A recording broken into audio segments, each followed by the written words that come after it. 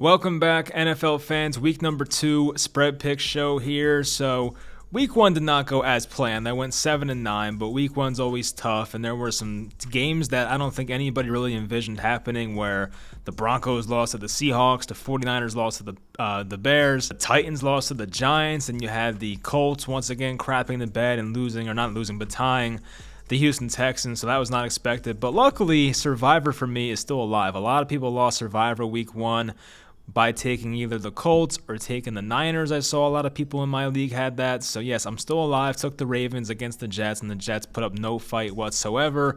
So luckily we have that going. But anyway, hope you guys enjoy the video. Leave in the comments your picks for week 2. I'll leave the timestamps in the description so you can go to each game whenever the hell you want, and let's get into it. If you're new, we're not doing Thursday this year because I'm going to be pretty inconsistent with upload dates, but it is before Thursday Night Football, so I'll just make a pick for the fun of it, but I won't count it.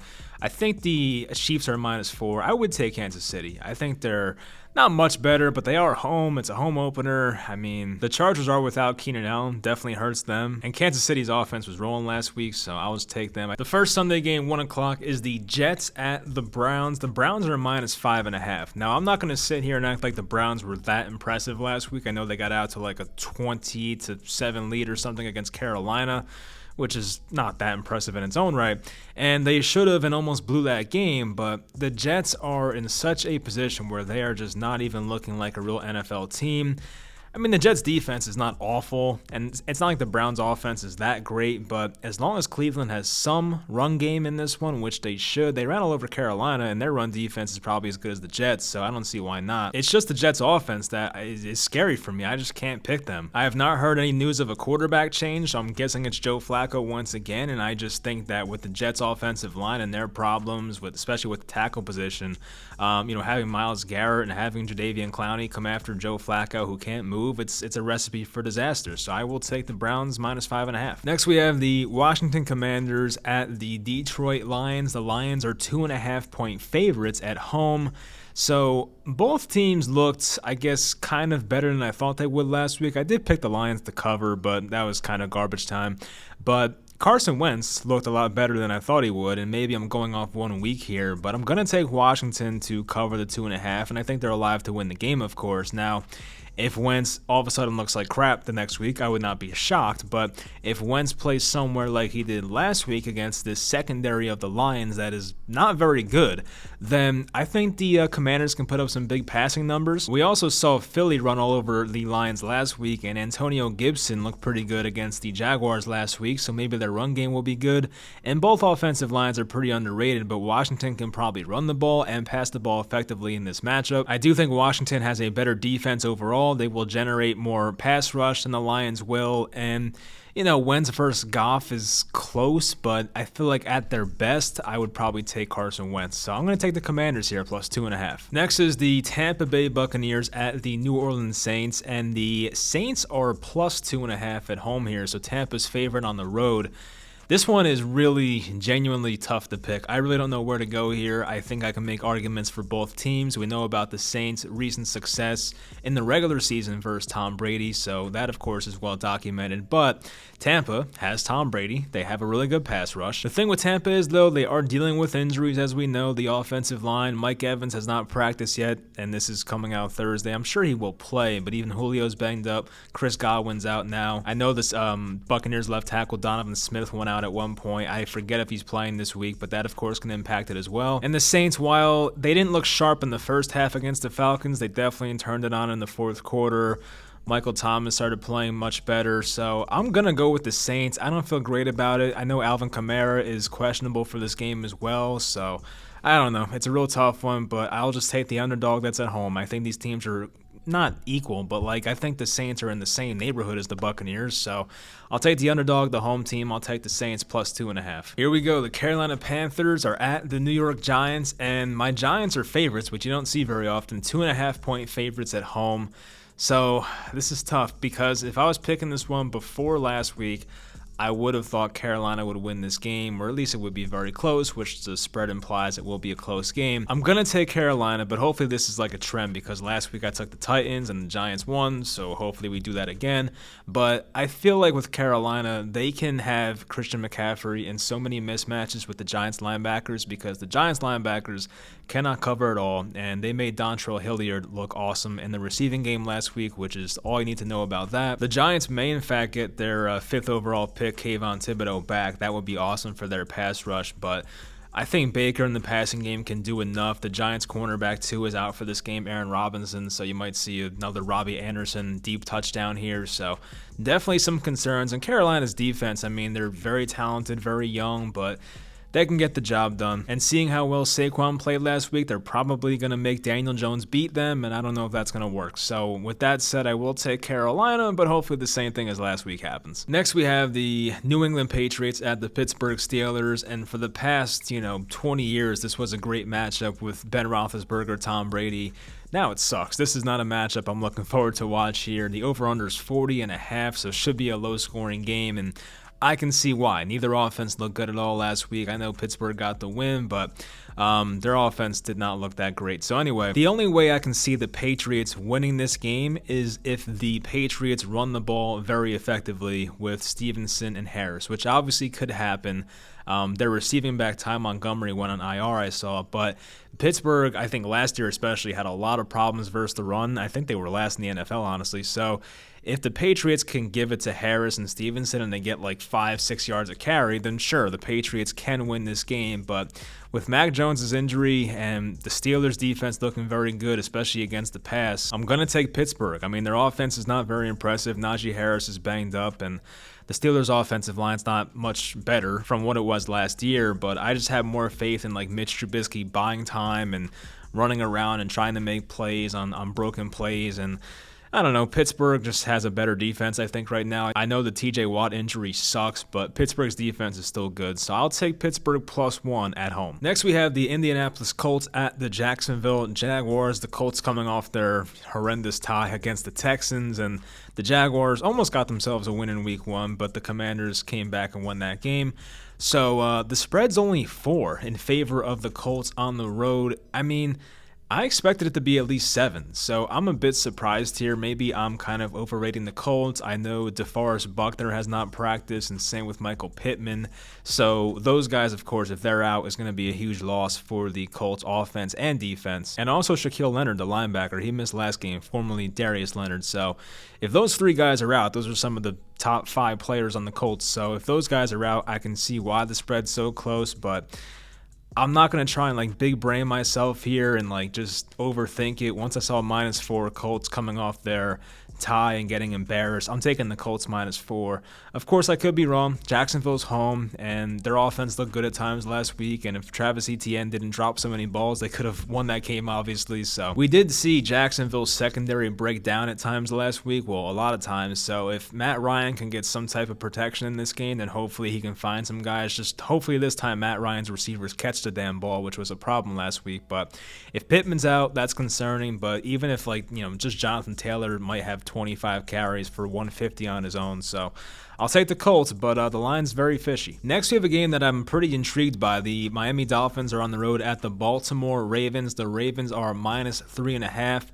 Baltimore, it depends a lot on the injury report, which on Thursday I don't know about, but of course they were missing Marcus Peters and Ronnie Stanley and J.K. Dobbins last week. Of course they lost Jawan James, their tackle, and somebody else on defense this past week. So we know how banged up the Ravens are. And although the Ravens won pretty handedly against the Jets, I was not really that impressed with Baltimore. I mean, outside of like a few deep shots with Bateman and a couple of Duvernay, it's not like the Baltimore offense was that great. They didn't have many rushing yards, and Mark Andrews was not really that much involved. And these teams played last year on Thursday Night Football, and the Dolphins actually got the surprising win. So I think that was the start of the downfall for the Ravens last year. So maybe there is something to that, but I'm also like really buying into the Dolphins this year. I'm not like considering them Super Bowl contenders with Tua at quarterback, but I do like Mike McDaniel a lot. They showed up in week 1 against the Patriots. I know they're not that great, but I'm going to need to see some more pass rush out of the Dolphins. They had one of the lower pressure percentages on defense against the Patriots last week, so that has to get better. But I don't know. This feels like a field goal game or the Dolphins win. So with the spread being plus 3.5 for Miami, I'll take the Dolphins. Maybe I'm wrong, and maybe I'm just overestimating and overrating the Dolphins, but we'll see. I'll take Miami plus 3.5. Next, we have the Atlanta Falcons at the Los Angeles Rams. We're on to the 4 o'clock games now.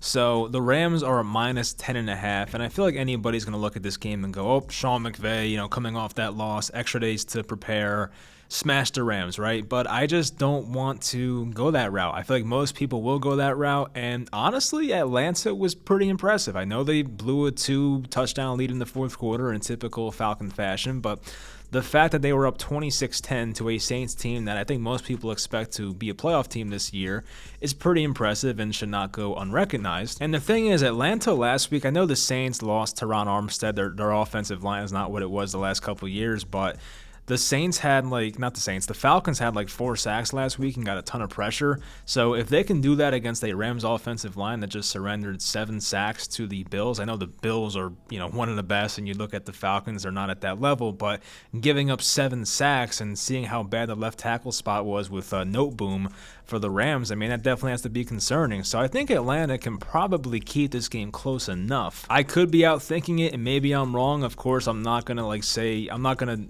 really be surprised if Sean McVay has a perfect game plan and the Rams win this one 35-14, but I also think the Falcons are better than people perceive. They have 2 competent cornerbacks. They have a pass rush now, apparently. I know it's 1 week, but we'll see.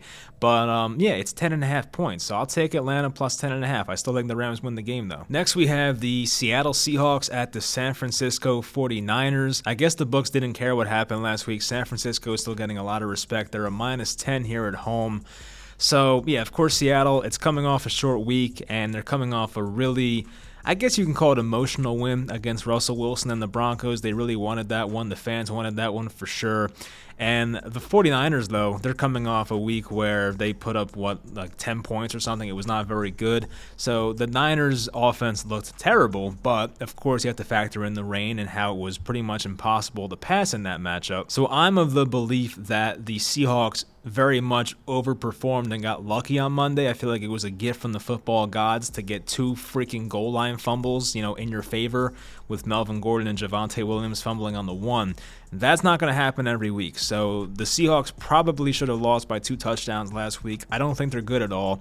Geno Smith played well, but the 49ers got a lot of pressure last week. I know they lost the game, but it was definitely not the Niners defense's fault. They got a lot of pressure. Seattle, I think, has 2 rookie offensive tackles with Charles Cross and whoever the hell the right tackle is, so that's concerning. And I'm not sold on this Niners offense yet, but they should be fine. Running game-wise, it seemed like Javonte and Melvin Gordon, aside from the fumbles, they played well, so hopefully the Niners can run the ball effectively here. It's going to be tougher without Elijah Mitchell. It's going to be Jeff Wilson and the Tyrion Price guy. But as a Trey Lance truther and a Trey Lance believer, I think he has a much better game here. I think the Niners bounce back, so I'm going to take San Francisco minus 10. I know it's a lot, but I do think they bounce back in this matchup. Next, we have the Cincinnati Bengals at the Dallas Cowboys, and of course, with Dak Prescott being out and Cooper Rush being implemented as a starter, it's going to be a much different spread, and it's minus 8.5 for the Cincinnati Bengals, and the Bengals are coming off a pretty embarrassing loss. I guess you can give them some credit because they were in the game still despite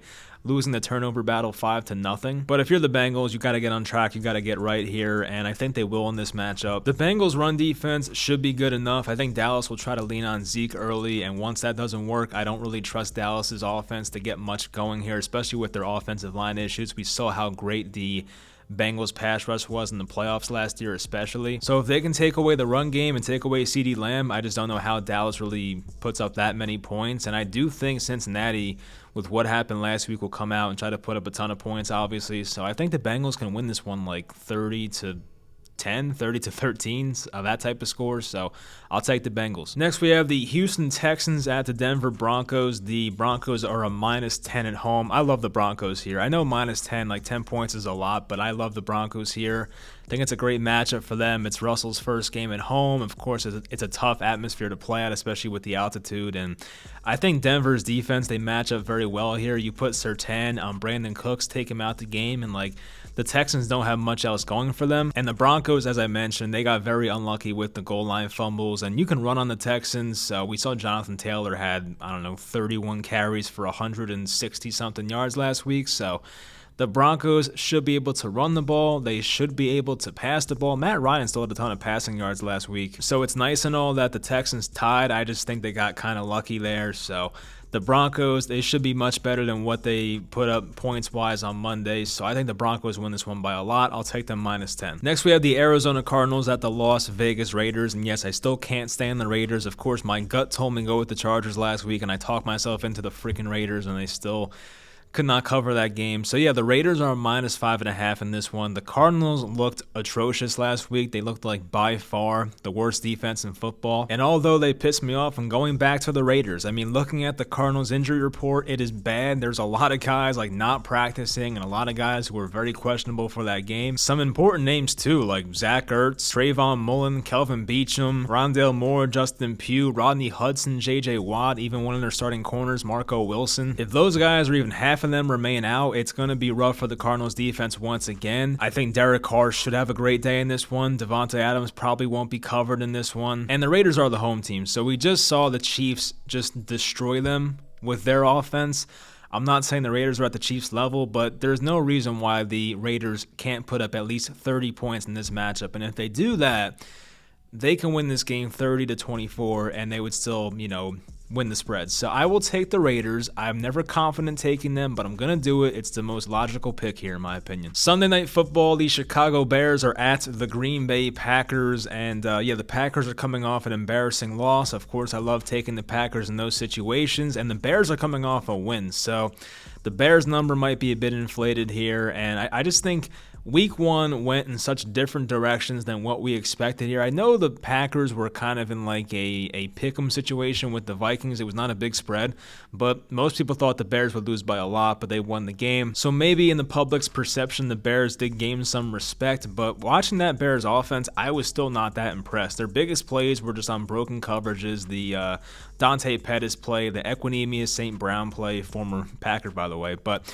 yeah, I mean, the Packers offense is concerning. I do have concerns about their offensive line. I have concerns about their receivers, of course. But I see no reason why the Packers can't win this game by 10 or more. I think they're going to come out here and put up a great performance. The Packers defense still has a great pass rush, and if they can generate pressure against this non-existent Chicago Bears offensive line, then it's going to be a tough day for Justin Fields. Their only offense might be, David Montgomery and Khalil Herbert check down passes. And I remember in the first quarter of that game, before the rain really got bad, we saw how much Justin Fields was under pressure. So I still don't feel good about this Bears offensive line.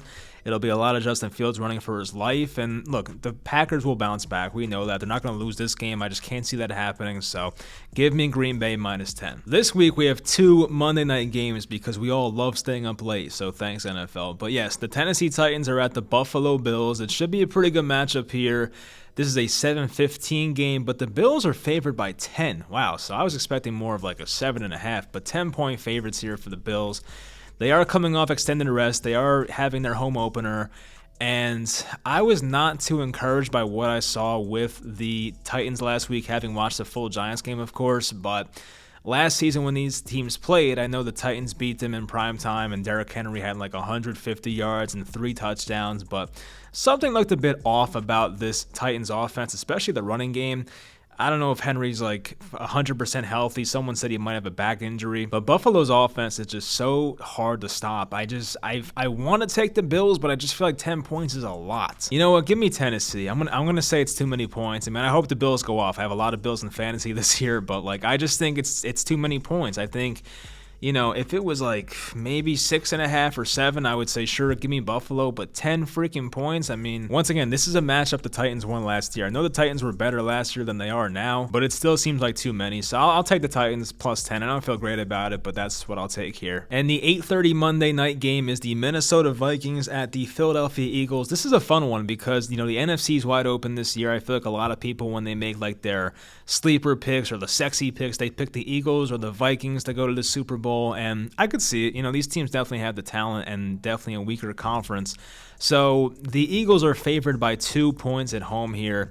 Now, my argument for this game is I'm going to take the Vikings, not because I'm a Giants fan. I mean, maybe that's partially why, but I believe if this game took place in November or December and it was colder out and favored the run game, I would take the Eagles. But with this game being in September, and probably being like 60 plus degrees and fine passing weather conditions, then I would say that favors Minnesota. So once again, I think with the conditions, I'm going to take Minnesota in the passing game. I think they're a more well-rounded offense. They ran the ball well last week. They passed the ball very well, of course, last week. And the Eagles did look impressive, but they gave up a lot of rushing yards to DeAndre Swift, and they gave up a couple rushing touchdowns to Jamal Williams. And I don't know, I feel like I'm all in right now on the Vikings. I was very high on them coming into the year. I know I picked the Packers last week, but after what I saw, I mean, just give me Kevin O'Connell. I feel great about them, so yeah, I'll take Minnesota plus 2 on the road. My survivor pick for week 2, I'm going to take the Broncos. The Broncos are at home. They are against the Houston Texans. It's like everything bodes well for the Broncos right now. The Texans are coming off an overtime game. They should be extra tired. And the Broncos just got humiliated on national TV. Well, maybe not humiliated, but they lost a game they should have easily won. Russell Wilson makes his home Broncos debut. I think it'll be a very tough day for Davis Mills in the passing attack for the Texans. And the Broncos with Williams and Gordon should be able to run all over them. So I think the Broncos are pretty much a lock to win this week. Maybe I'm wrong, but, I just think the Broncos are in a great spot. So I'll take the Broncos as my survivor pick. Already used Baltimore last week, so they're out. But yeah, that'll do it for the video. I hope you guys enjoy. Leave in the comments some of your favorite picks and your survivor picks, and I'll talk to you guys next time.